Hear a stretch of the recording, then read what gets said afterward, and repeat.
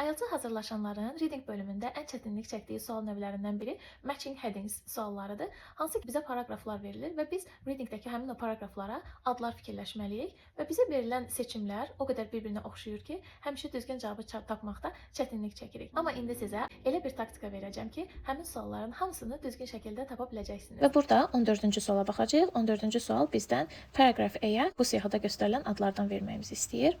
İndi biz paragraf A-ya baxmalıyıq.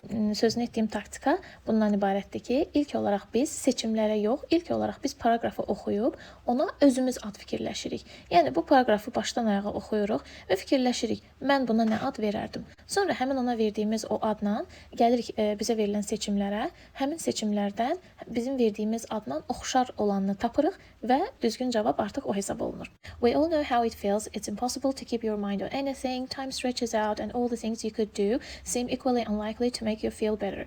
Burada deməli, baxın görürsüz, being bored bu hissi təsvir eləyir, izah eləyir. But defining boredom so that it can be studied in the lab has proved difficult. Amma sonra deyir ki, bunu müəyyən eləmək ümumiyyətlə çox çətindir. For a start, it can include a lot of other mental states such as frustration, apathy, depression, indifference. There isn't even agreement over whether boredom is always low energy, flat kind of emotion or whether feeling agitated and restless counts as boredom too.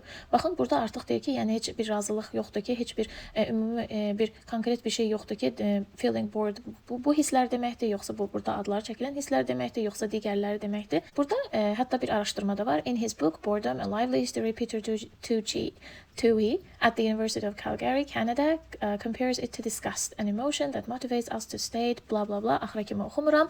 Yəni burada bir araşdırmadan söhbət gedir. Fikirləşək, mən bu paraqrafa nə ad verərdim?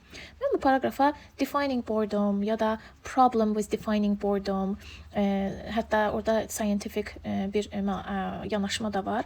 Həmin o yanaşmadan da söhbət gedir. Baxaq siyahıya. The productive outcomes that may result from boredom. Paraqrafda heç bir productive outcome-dan söhbət getmir.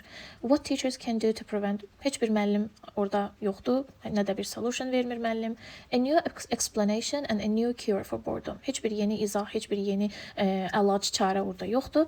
Problems with a scientific approach to boredom. Bu cavab ola bilər məncə, çünki orada problem, yəni problemə daha yaxındır, çünki define eləməkdə çətinlik çəkirlər boredomu. Digər optionlara baxaq. A potential danger arising from.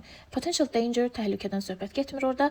Creating a system of classification, nə də heç bir klassifikasiya yoxdur. Burada age groups. Heç bir age groupdan söhbət getmir və axırda identifying those most affected by boredom. Orada heç bir insan qruplarından söhbət getmir, hansı ki o insanlar daha çox təsirlənirlər. Mən cavabı 4 deyirəm və gəlin gedək cavaba baxaq. Cavabı düz tapdıq. Siz də yoxlayın, fikrinizi bildirin.